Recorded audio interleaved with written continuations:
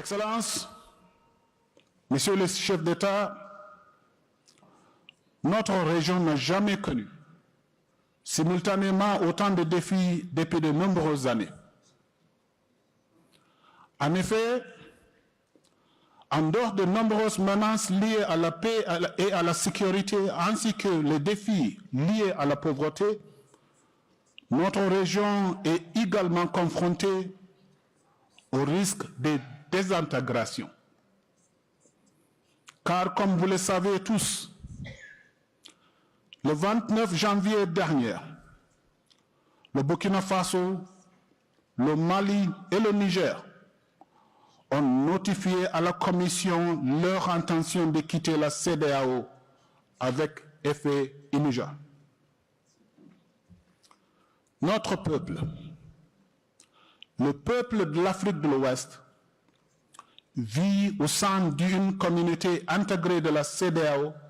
depuis plusieurs décennies. Les populations ont bénéficié d'une liberté de mouvement dans notre espace CEDEAO et elles ont commencé à percevoir les avantages de notre marché commun où les produits locaux sont commercialisés librement sur un marché de plus de 400 millions d'habitants. À cela s'ajoute l'utilisation d'un passeport commun et d'une carte d'identité biométrique commune pour les déplacements à l'intérieur de notre espace communautaire. Au regard de ces avantages, il est évident que la désintégration perturbera non seulement la liberté de mouvement et d'établissement des personnes,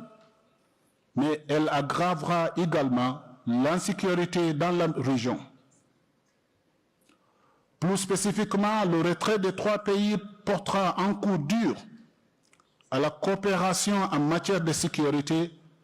notamment en termes de partage de renseignements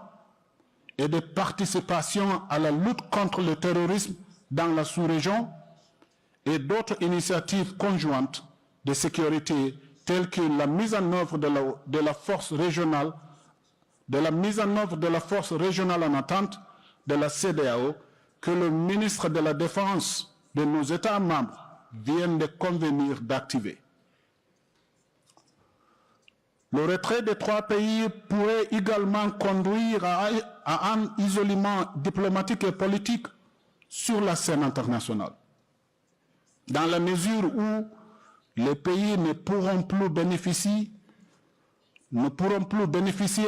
d'un soutien de bloc en cas de candidature de leurs citoyens ou citoyennes à des postes internationaux au sein de l'Union africaine, des Nations unies et d'organismes similaires. Ce retrait affectera également les conditions de voyage et d'immigration des citoyens de ces trois pays, car ils auront désormais à mener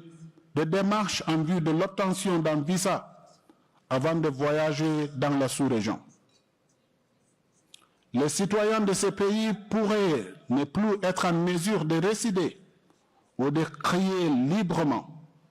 des entreprises dans le cadre des facilités mises en place par la CEDEAO et pourraient être soumis à diverses lois nationales. Ainsi, ces trois pays vont devoir cesser